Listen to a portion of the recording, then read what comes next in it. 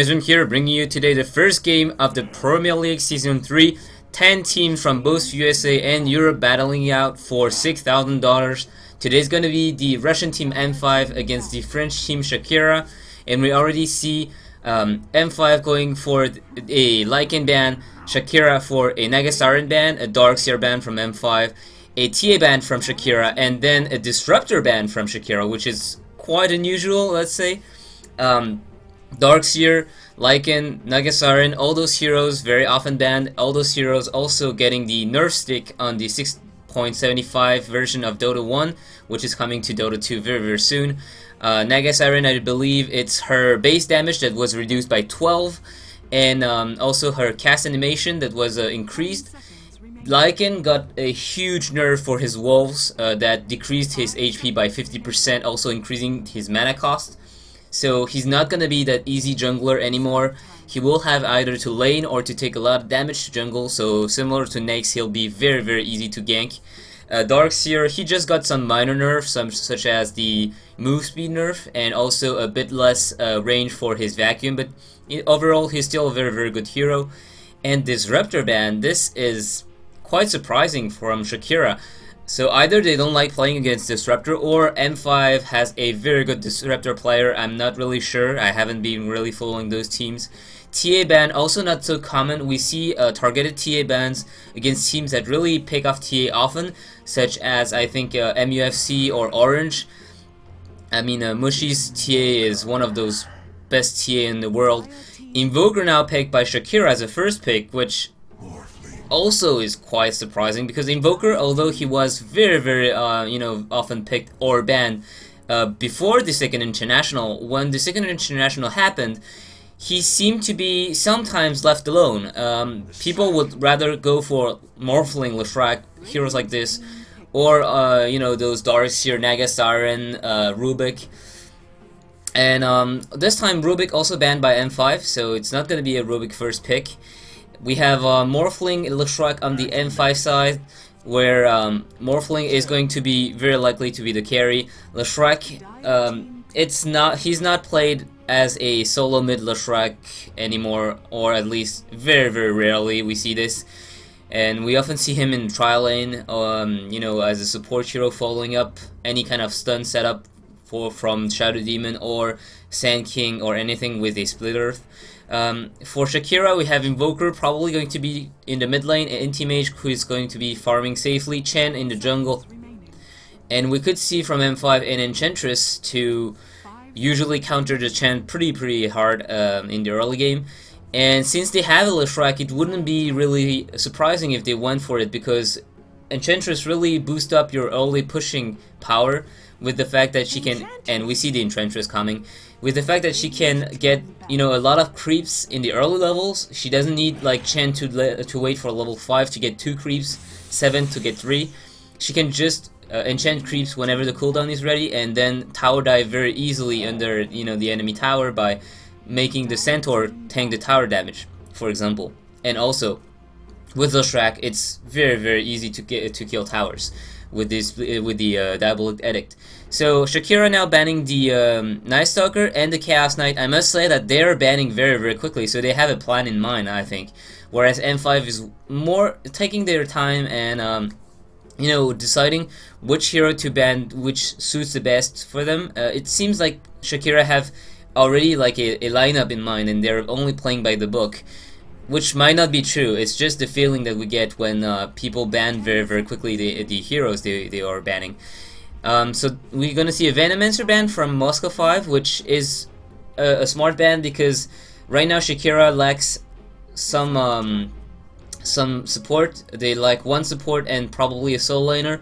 So Venomancer, one of those very good support who can give a lot of vision with the wards, and also who have a very strong skill to set up kills with, which is the Venomous Gale. At level 1, it's one of the it's one of the strongest slowing spell in the game.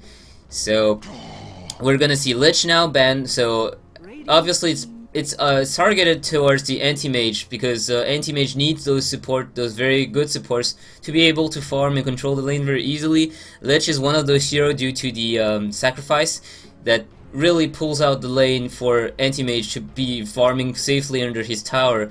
And the Venomancer is also one of those heroes who is very strong, because with the slow, anti-mage can just follow up the enemy hero and whack him in the face, draining his mana and avoiding him to take any damage. Avoiding him to throw any spells. Windrunner now picked by Shakira, so we have our solo laner. And right now I must say Shakira is playing with a pretty open hand. It's seeing the heroes they pick, it's pretty obvious how the laning is going to be. So I'm not sure if it's really a good idea. Well, we'll have to see, because after this, we also have to see how well the players play. And now Broodmother picked by N5, so even more pushing power. Broodmother probably going to be left alone in the bottom lane against the anti-mage +1 and the Chen. And she's one of those heroes who can escape pretty easily due to the fact that she has very high movement speed in these webs, and also that anti-mage Chen or the support will have to get some kind of a detection, dust or sentries to catch the Broodmother. So even if they catch her, they will have to spend money on it. So we'll have to see Leshrac Morphling, or maybe Morphling's going to be on the mid lane. That could be something else. So either we are going to have a solo mid now picked by M5, or we're gonna have a Morphling mid lane with a tri-lane top. Morphling against Invoker, we sometimes saw this lineup, so I'm not gonna say going to favor anyone. It's really depending on the skill, because Morphling is one of those heroes who really can go for a lot of different build. In the early game, we saw some Morphling really going level 1, all morph into agility to really outlast hit the Invoker. And we also saw some others just going for the basic, waveform to damage and farm as well, but not being as ballsy with all full agility. So Crystal Maiden's going to be picked as a support for anti-mage, and this is a very aggressive support, which worked very well with Chen, due to the fact that as soon as level 2, she has a very strong and long range slow, and she also has a pseudo-disable in the form of Crystallize that doesn't silence the enemy hero, so they can still cast spell, but they can't move. So it's just a setup Chen needs to come around with the Centaur or the Troll Warlord, or the Ursa Clap. All of this will be able to be set up by the Crystal Maiden. But if it's Broodmother they're facing against, the Crystal Nova might not be enough to slow Broodmother because of the move speed that she gains from the webs. It's going to be close. So Tidehunter now picked as the last pick for Musca 5, so very likely to be Leshrac Tidehunter top lane with an Enchantress and Morphling in the mid lane. We'll have to see. So now players are picking up their hero. We have Dread on the Leshrac, Solo on the Enchantress, Nexus on the Tidehunter, Sedoy on the Broodmother, and it leaves someone else on the Morphling. He hasn't picked yet. Calculus, the stand-in, is going to be playing the Windrunner, GT on the Crystal Maiden, Shock on the Anti-Mage, and Pamphlet on the Invoker. Again, Chen is not picked yet, so we'll have to wait a bit to see who's playing this. And this first match, M5 vs Shakira, I think it's going to be 6 or 9 weeks of play with 5 games per week. So we're in for a very long tournament. A lot of exciting matches, like 10 of the best US and Europe teams. Shakira weren't in the second international, but we'll have to see what they have to offer. So last player is going to be Ryze picking up the Chen, and something else. So we're going to speed up through the pose here.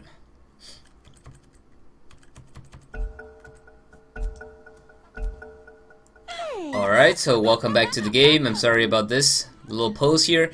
So we're gonna have Stallioner as the last player on the Morphling. He's gonna get pulled some regen by Enchantress. So he has all the stat items that he needs for the middle lane to really be able to dominate. We have Pamphlet, Calculus as well, Shock going on the bottom lane as well as GT, whereas Ryze is heading for the top lane, and Ryze pulled all his items to others because he has absolutely nothing. So everyone from the Shakira team, almost everyone I mean, heading up for their own jungle, making sure that no one's warding. Sedoy is going on the bottom lane with a pair of Sentry Wars, so he's going to look to counter ward a bit of wards on his own. We have Nexus as well as Dread and Solo already on the top lane, so watching their own jungle to make sure that no one's warding as well. Sidoi already learned off a web here. GT maybe putting down a ward. It's actually a vision ward, observer ward, and not a sentry. So they make sure that they actually see when Sidoi is coming back to his web, and when they know that she's here, they will be placing sentries all over the place.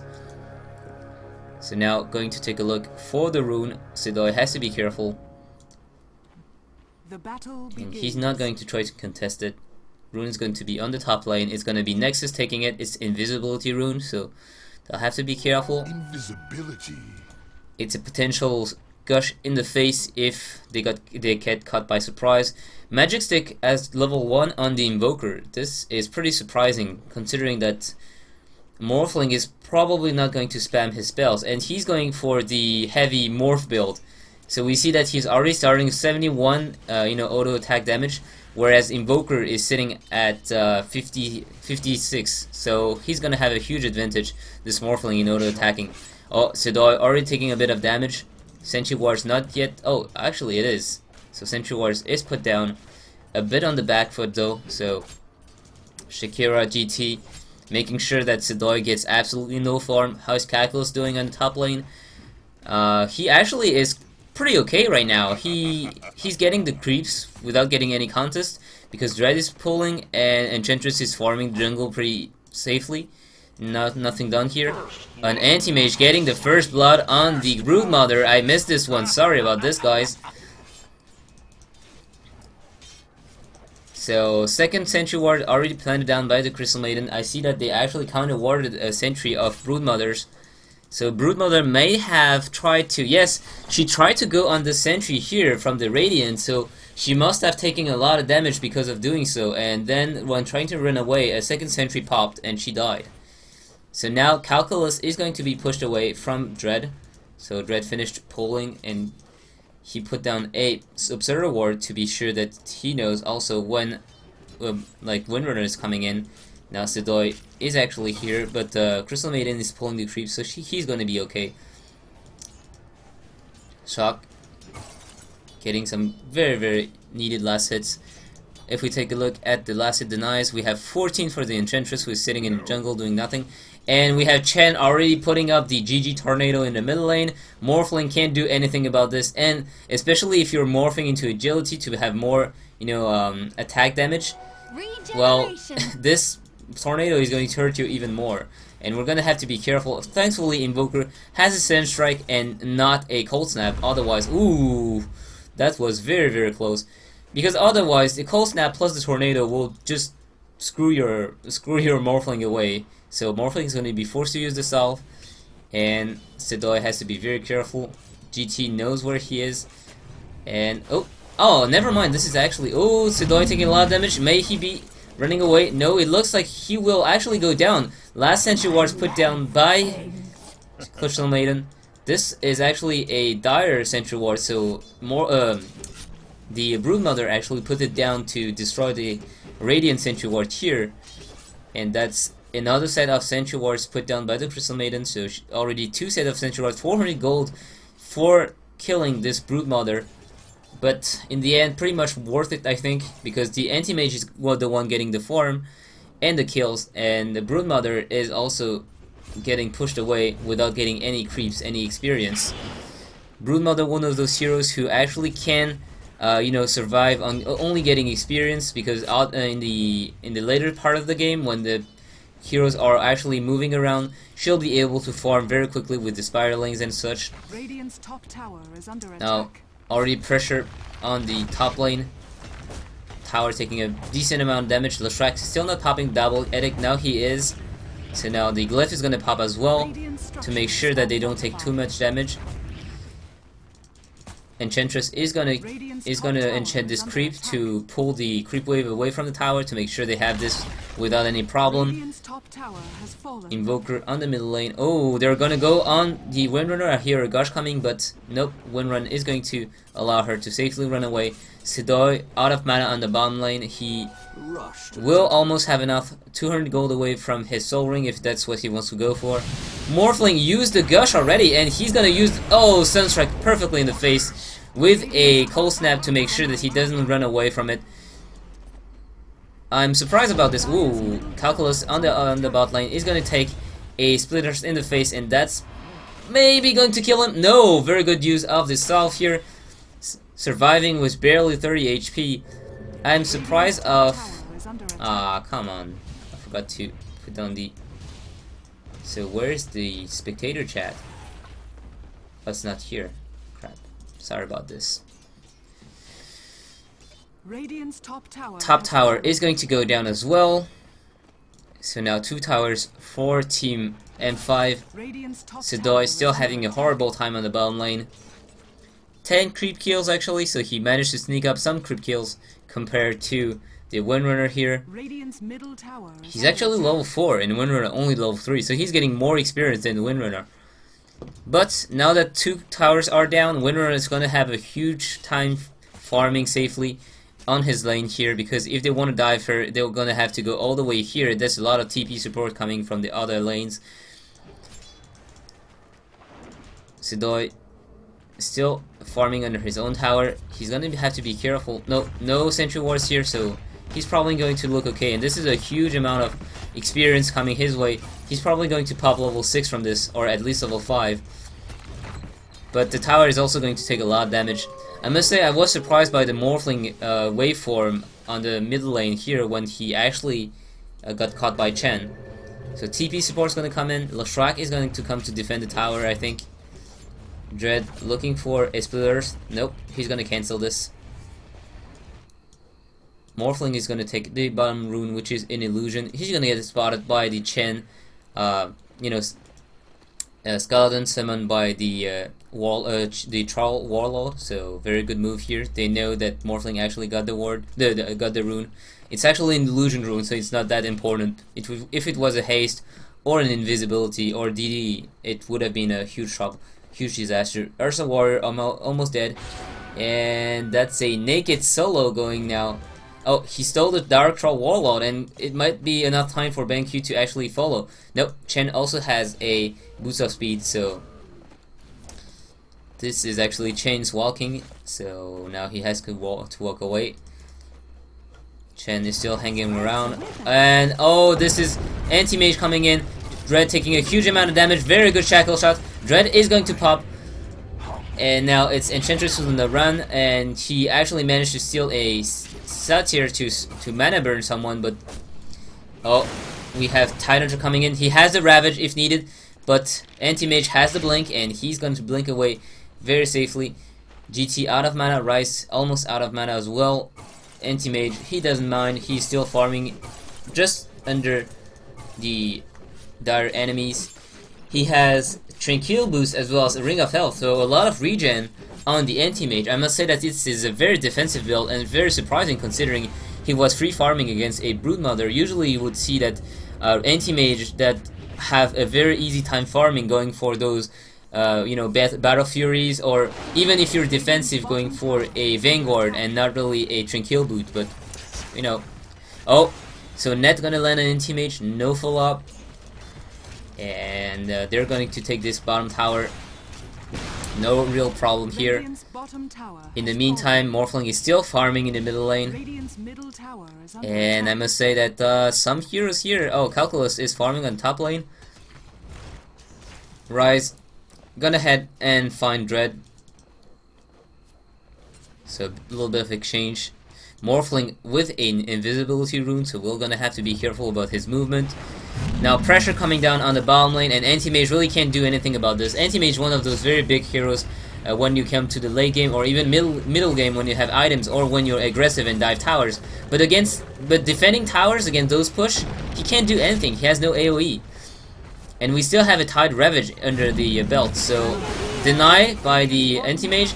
The Shackle isn't going to latch on anyone. and the tower is gonna get denied, but that's already 4 towers down for Shakira, and by losing towers they lose a lot of map control, and this is M5 getting a lot of gold, especially in those supports who can't really farm the creeps, so they get a lot of gold from this tower. Oh, Dread actually being very ballsy here, putting down a ward here while all his allies are running away from this bottom lane. So they're gonna starve the enemy by taking their own jungle, and this is a lot of creeps that anti-mage won't be able to take. He's actually farming on the bottom lane. He might be going for the Battle Fury here since he have a Ring of Health though. So either Vanguard into, for example, a Vladimir Offering or a Mental Cell. And now we see that M5 are going on Roshan. So the minus armor coming from the Gush might help them, but doesn't seem like Tyranitar is gonna use it.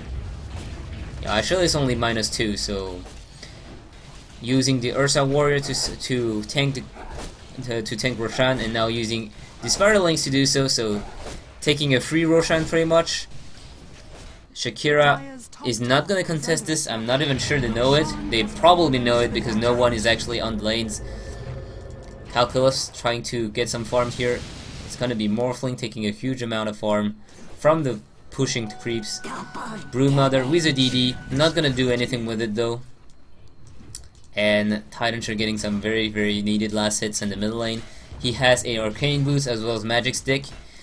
Dread has Boots plus Magic Stick as well, and he almost has a Arcane Boots if that's what he wants to go for. But usually we see support Leshrac going for items such as the Power Tread to have more HP. Sidoi running away on the bottom lane. TP support's gonna come in, and Sunstrike is gonna land on solo to make sure that he takes a bit of damage. He's forced to pop off the Nature's Attendant, so this is 45 seconds without the heal. And Enchantress also has Arcane Boots and Urn of Shadow now, with the help of Ring of Basilius, which gives armor to his creeps, so more pushing power. And Broodmother is going for that Orchid. She has Power Tread, Soul Ring, Poorman Shield. Pamphlet is not gonna catch solo. What about... Oh, Tyranitar had solo gold because he actually had Blink Dagger in stock, so sorry about this. A huge item I didn't mention. And Morphling has a Ring of Akula, Power Tread, Magic Wand, and probably other items in the Courier. No?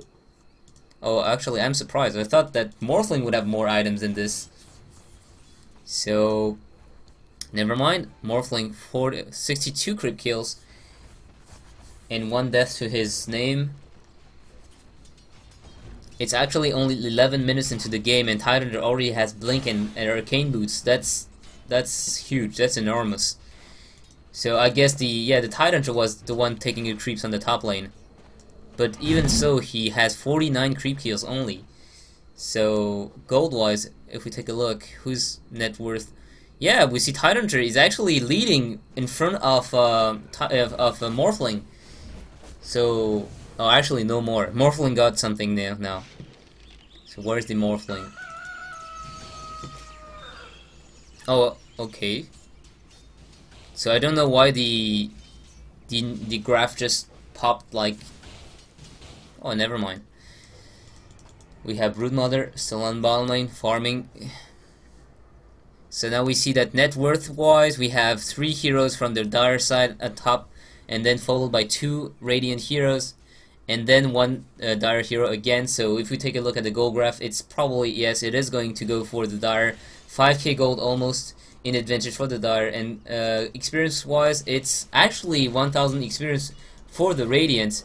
You have to keep in mind that pushing as 3 heroes or 4 heroes is not helping you in terms of experience because of... Oh, so chain creeps are gonna get caught, and that's probably a dead army for Ryze. He'll have to find some others.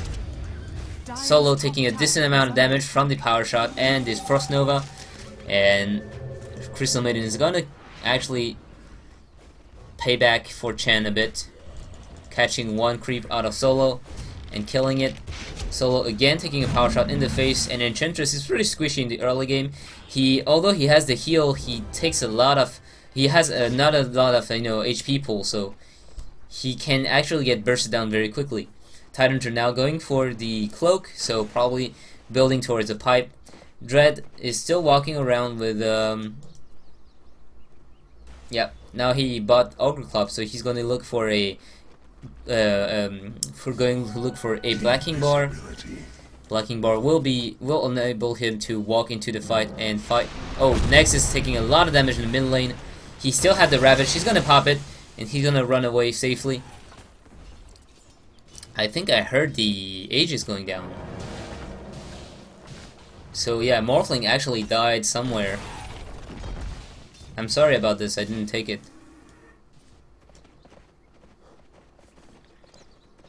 So at the moment it's actually 4-0 for the Radiant, but if we take a look at the map, it's 5 towers to none. So you have to remember that Dota is not only a game about kills, it's a lot about map control, map awareness, and also the game only ends when you destroy the enemy ancient and not when you get like 50 kills.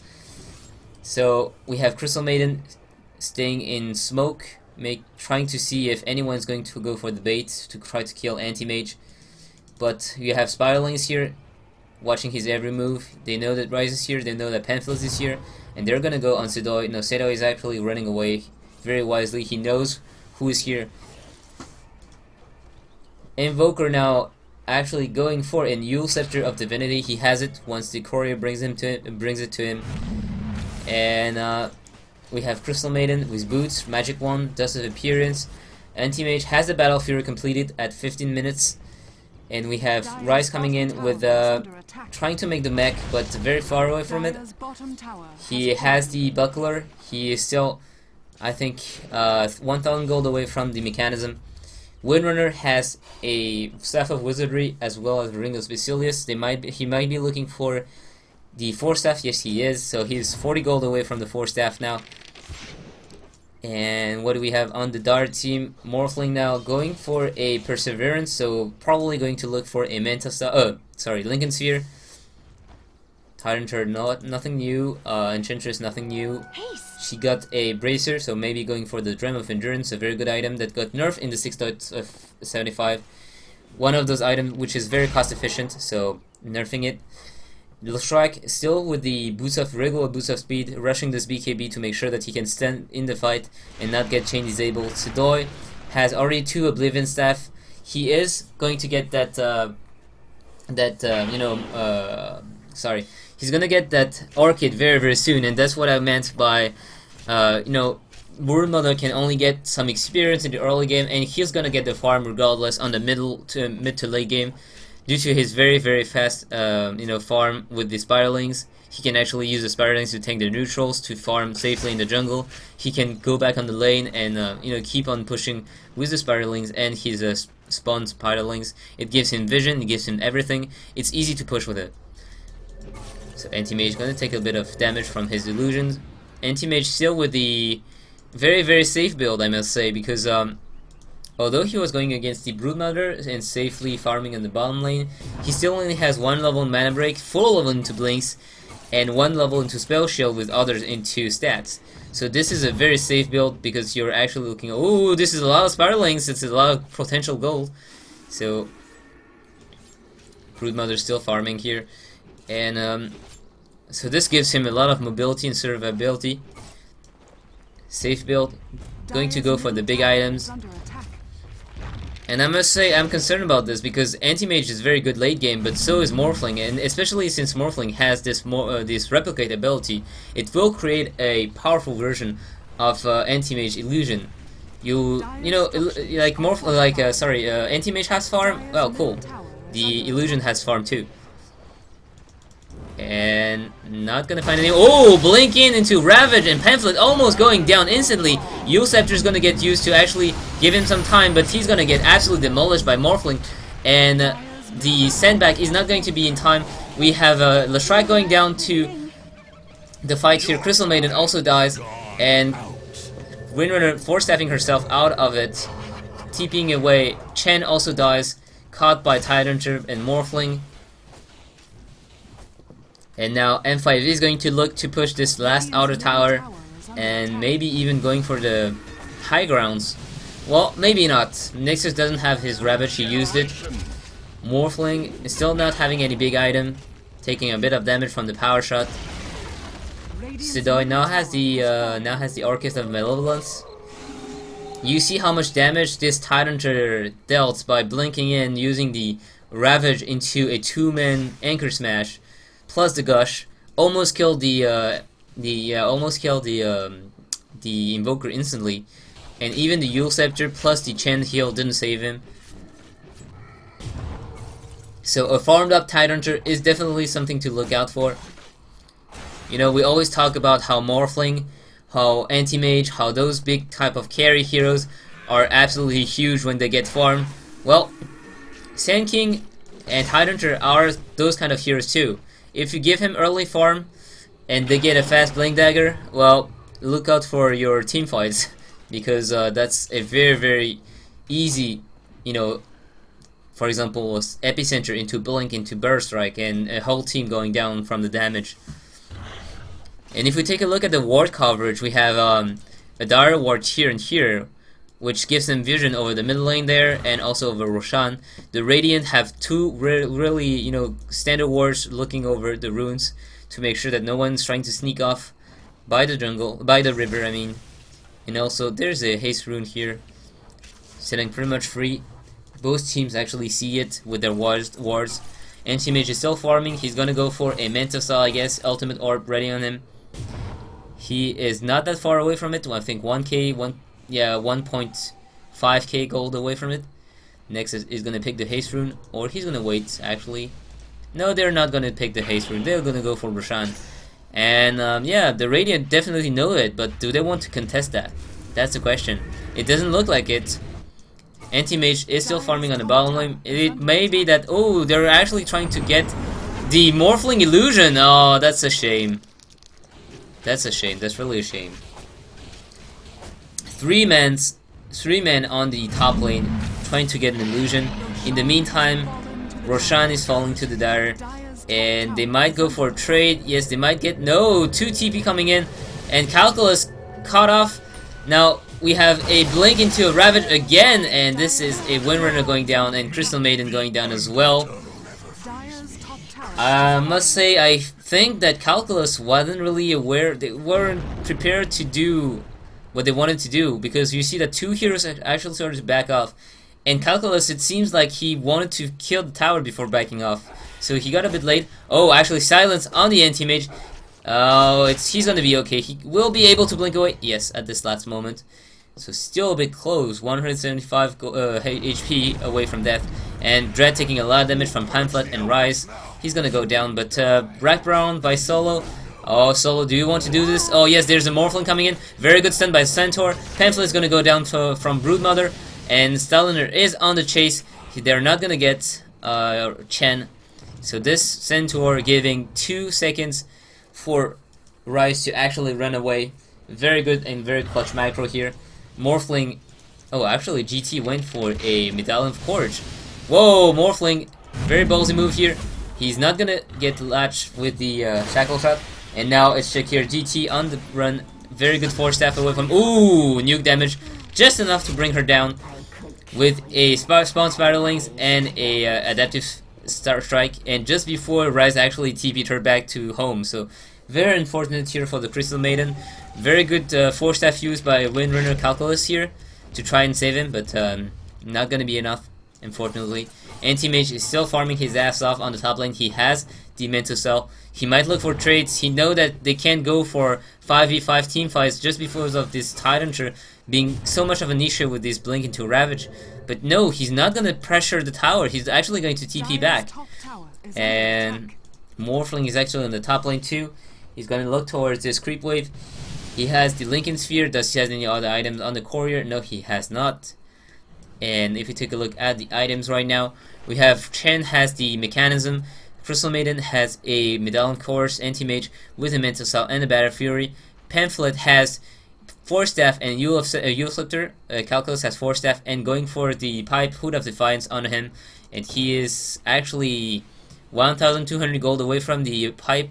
Enchantress, he has a Gem of Endurance now, and he's going for the Aghanim Scepter with the point booster. So now with 1.2k health, and I'm gonna have to wait a bit because the fight is gonna happen bot lane. Already Anti-Mage blinking in, but they're not gonna catch anyone.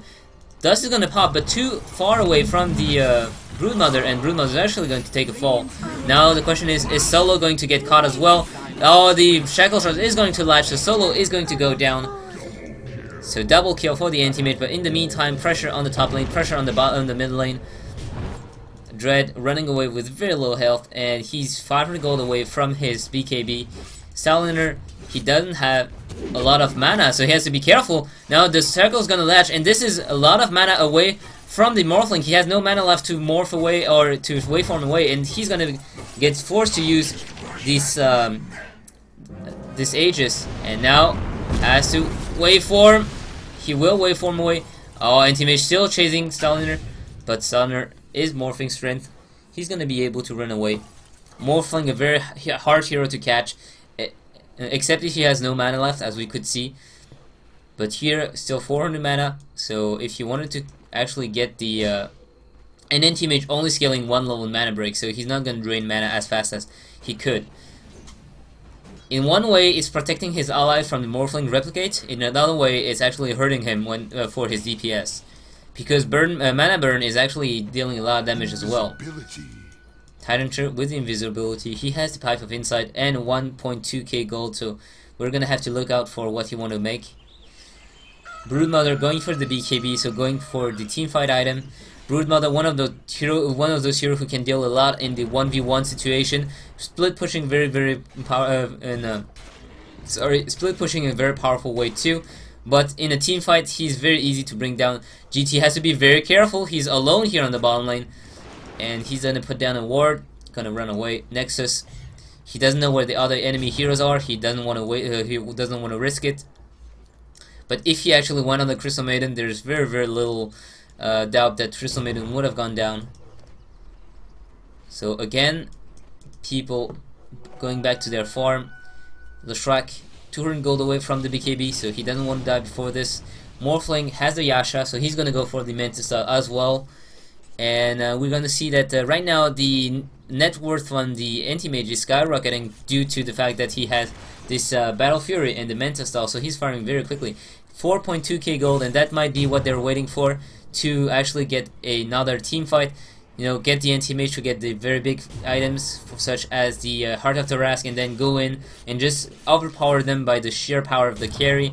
But we have to be careful because Morphling is also getting some farm, and the Broodmother can definitely screw up the anti-mage due to this Orchid, because anti-mage is one of those heroes who relies on mobility, and if he can't blink away or blink in, blink out, things such as this, he will be unable to really dish out the maximum damage. He still has a Mantisol to dispel the Orchid though, so we'll have to look out for this. Nexus, level 14, 2 levels away from the level 3 Ravage. Enchantress, now level 11, she has level 2 Impetus. And their vision actually is not here. They only have wards, is only radiant wards. They have absolutely no wards. N5 had no ward, no vision on the jungle. They don't know who or what is happening on the jungle of the Radiant. And this is actually pretty ballsy. Oh, so they're gonna go, maybe trying to go for the high ground. TP coming up. So we have Crystal Maiden coming back. Everyone's coming back, and we're gonna have to see one little strike on the tower. Nothing gonna happen. The Replicate actually going down, so no easy way out for the Morphling now. He has the Mental Cell flying up to him. Everyone's ready on both sides. 5 heroes watching on each side. So are they gonna go for it? We have a Tyranitar. He has the pipe if he wants to pop it. It's gonna be pretty much the symbol that the sign that they're gonna go on the high ground is if Tyranitar pops the pipe. And he also has a Ghost Scepter now, so another web set up by the Broodmother, slowly encroaching upon the Radiant territory. Dread has the BKB as well. All the items that are necessary are here. Anti-Mage is going to go and actually go on the top lane in the meantime. But is it the right timing? Is it the right timing? Oh, pipe is gonna pop, so they're gonna go for the tower. Morphling is right-clicking. Never mind, they're actually backing off. Morphling Oh, very good waveforming away from the Sun Strike and the Nexus is gonna get Shackle Shot, but nothing really as a follow-up, just a bit of damage. He's gonna heal that, no problem. Pipe of Insight is ready in 40 more seconds, but in the meantime we have Anti-Mage who's pushing the top lane, so they have to decide something. M5, they have to push, or they have to defend, or they have to back, and they're gonna go for the push. Anti-Mage is actually blinking back. He's gonna go in directly into the fight, and M5 is backing off. Morphling is gonna get latched by the Shackle Shot, and now fight is breaking. Pamphlet taking a lot of damage. Pamphlet taking an enormous amount of damage, and now he's gonna go down. Nexus still has the Ravage. He can actually blink in if he wants to. The BKB is gonna run out from Anti-Mage in actually 4 seconds, and ooh, very big, mana void.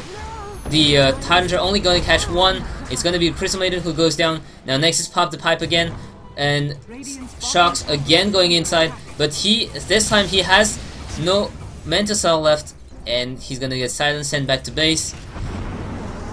Invoker still fighting, using the Deafening Blast to push away the enemies, and in the end it's only a tower going down for the Radiant. They still held on to the racks, which is the most important thing. In this fight, a lot of heroes going down. It's like actually I think 2 for 3 or something. So 8 for 9 in a 30 minutes game. It's not a very kill intensive game. Solo is gonna get caught by Shock. Shocks actually dealing a huge amount of damage, but Silence going on an illusion. Shocks is gonna follow Solo. Solo is running away. He has absolutely no level in Untouchable, so he's trying to juke, but is it going to be enough? Shocks, one last right click and he's gonna go down. I'm absolutely not sure why I call him Shock instead of Sock. Socket. I think it's Socket or something. I apologize if I actually mess up the name of the players. So Calculus is gonna get slowed, but not follow up. Anti-Mage is still running around with the Tranquil boots, and I must say I'm pretty amused by seeing those boots. 30 minutes into a game on an Anti-Mage, he might want to sell those to make something else like a Power Tread. We have Broodmother and Morphling going on the Roshan. Solo is back. Sedoy is actually back too, and Shock using the illusion, and his illusion dealing so much damage. One illusion stolen by the Enchantress, and this is Crystal Maiden going down, caught up by the huge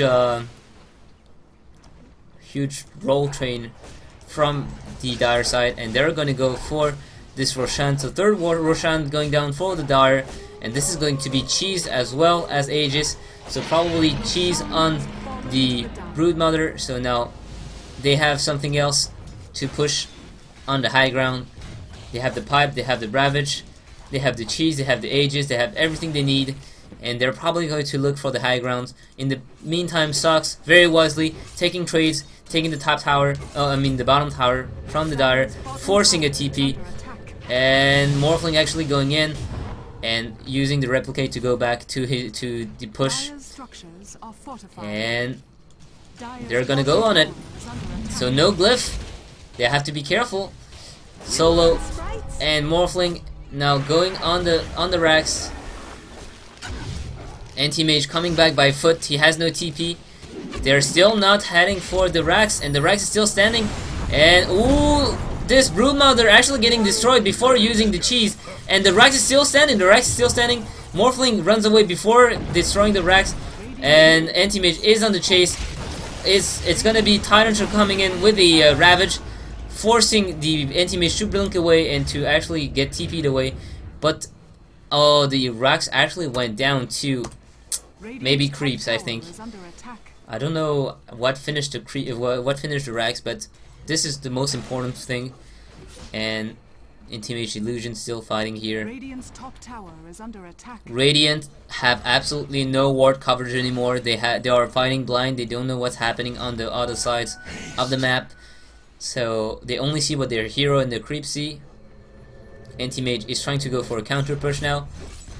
So that's trying to take trades. Morphling Illusions gonna come in, gonna get destroyed. Middle tower is under attack. One TP coming in. It's the Broodmother. We have the Morphling going on in the fight. He still had the Aegis. He doesn't care. Broodmother's gonna pop BKB. He's gonna take away the chance. So no more TP back home. No more safe TP. And now it sucks. In a lot of trouble. He's gonna blink away. Shakira GT is actually giving away his life to save his allies. But is it gonna be enough? Staliner is on the chase. Pamphlet. He has the Force Staff. If he wants to use it, he is going to use it. Now we have Calculus also going to use the Force Staff. Oh, he's gonna fail the Force Staff. And now he's in a huge trouble. So he's gonna get chased down. And he's gonna go down. Shakira Sox is actually going to blink up to the top lane. And they're gonna go for the range barracks now. And there's very little they can do with 3 heroes down. Only the Invoker here, and he has to be careful if he's alone. He might get caught by the blinking Tyranitar into a gush, but he should be okay. He should have a oh, now they're gonna go on the bottom racks as well. The bottom tower is taking a huge pounding. The glyph is gonna pop. It's gonna give him 4 seconds. Now Shox is gonna blink in. He's gonna fight, and he's gonna try to kill Dread. Dread taking a lot of damage. Dread is going to go down. Is he? Actually, one last right click is he is going to go down. Sucks. He's gonna play for his life. Oh no, it's actually a good Force Staff. Solo is running away from the anti-mage illusion. Shakira GT is gonna fall again for his allies. No. Oh, yes, he is. A last adaptive strike is gonna bring him down. Ryze is gonna get slowed. Sedoy, Staliner, both going on the melee racks. Anti-mage coming back. Anti-mage pounding on the Broodmother. Broodmother is gonna go down. It's actually a Skull Basher bot on the anti-mage, and he's gonna stun the enemies. Chain stunning the enemy. It's actually an unstoppable streak. Oh no, ending an unstoppable streak. But the bottom racks also went down, and you have to remember that heroes respawn, racks don't, and that's the big problem. Is they might have gotten 2 big kills here, but they can't do anything from it. It's not about only getting the kills, it's actually about following the kills with something very important, like pushing. But they can't. All their lanes are pushed, and they can't really take a tower, take a racks from these kills, and 50 seconds will pass, Morphling will be back up, and it will be back up, and it will be the same story all over again. Anti-mage, maybe he wants to go for the Abyssal Blade. It's kind of like a desperate, a gamble here. He can't really save for buyback at this point, because buyback is only going to help him if he's playing defensively. He is going to sell something. I don't really know what did he sell? Oh, he sold something, and he has enough gold for the Abyssal Blade, but he's not gonna buy it. Someone gave him a Talon Portal Scroll, which is a very good idea, considering that he might need to teleport to defend with the Mega Creep pushing on the bottom lane. They're actually going to go and try to do something. Anti-Mage blinking in, going on solo, and now he's gonna be forced to pop the BKB, and he's actually indecisive. He doesn't know what to do. He's gonna blink away, but Nex is gonna catch 3 heroes with the Ravage. So Shakira going to go down with the Ryze and Crystal Maiden, both going down. Invoker on the run. He's forced to use the Ghost Walk, and he has no TP, so he has to walk away. And if the push is coming in, he is very far away from his base, anti-mage. And when we're trying to do something to delay this push, they are going to try to pressure this top lane and TP back. But I'm actually afraid of what might be happening. Now Morphling has the Eagle Song, and they're gonna go on the top lane. So now it's gonna be Mega Creeps if they can defend this, and it's gonna be 4 versus 5 in a few time. Sox is blinking in. He's going on Sedoy. He's gonna get silenced. He's gonna go down, and he has buyback. Sedoy used the cheese. He's gonna survive Staliner.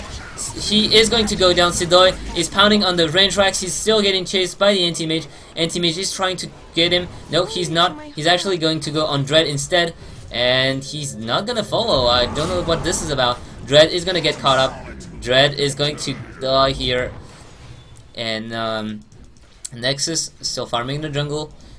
Morphling has a buyback if he needs to, and that's pretty much it. So might be a little window of opportunity. They might go for a fight 3 versus 5, and it's going to be up to Shakira, I believe. Oh, Tyranitar actually doesn't have a TP scroll ready, so, and he doesn't even have a Ravage, so it might be a good opportunity for the Shakira team to take the middle racks and try to balance a bit the pressure. Shakira Sucks. Actually trying to deal damage, but he's already taking so much damage from everything. And backdoor region is here. No, actually backdoor region is not here. Staliner gonna get caught. He's going on Sucks. He's gonna morph away. Waveform, Sidoi taking a lot of damage. But the tower is still standing strong and they're not doing a lot of harm. And he's gonna get silenced now. Sidoi trying to bring down the anti-mage. Anti-mage gonna be sent back home. And this is a huge deal. Nexus blinking in. Nexus dealing the damage. Ryze running away with low health. Dread is actually following him. Splitter is gonna land. And now GT is run. On the outside we have Pamphlet running away from Staliner. And GTR, poor GT is gonna get gushed. Or even, not even gonna get gushed. Just, yeah.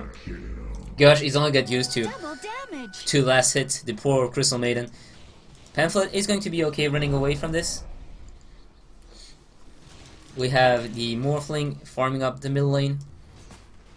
Calculus trying to delay the top push. And they only have one range barracks left. Once this barrack is down, Calculus have to be careful. No, Summoner's not gonna go on her. Once the range racks falls down, it's Mega Creeps. And it's very, very rare that we see any teams coming back from Mega Creeps. Taking a bit of damage, Calculus. Oh, and they're gonna go on the range racks. They're gonna pop the glyph. Anti-mage is coming in. Last desperation, trying to save the racks. He's gonna go down. He has no buyback. Yes, he has no buyback. He actually had bought the Abyssal Blade, and now Nex is gonna come in, seal the deal. Ryze is gonna go down. Ryze is actually, he's actually gonna fall. Pamphlet is running away, but this is the GG called GG Go Next. Best of 3. So we're gonna see if Shakira can actually do something in the second game. And GG Well Play is actually gonna get called by Solo. Now we're just waiting for the Radiance Ancient to fall. But in the end, very good game by both teams. M5 really getting the upper hand in the early game due to getting these towers, and Tidehunter, one of those MVP in the game, winning so much team fights with his early Blink Daggers.